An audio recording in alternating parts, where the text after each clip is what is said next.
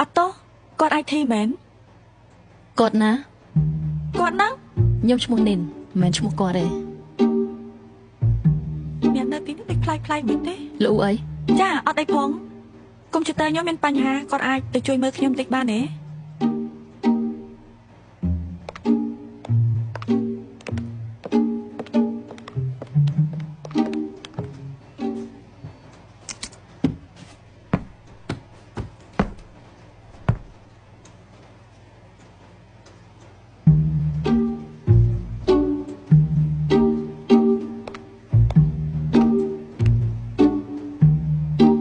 បើមិនដោតខ្សែផងធ្វើមិនដើរ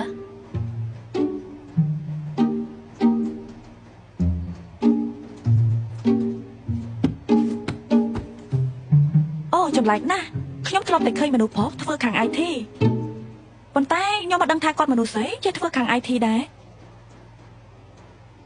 ខ្ញុំឈ្មោះនីនមិនមែនឈ្មោះគាត់ទេ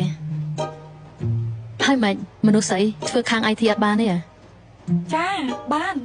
គ្រាន់តែខ្ញុំឆ្ងល់រឿងការងារខ្លះកុំឆ្ងល់រឿងខ្ញុំ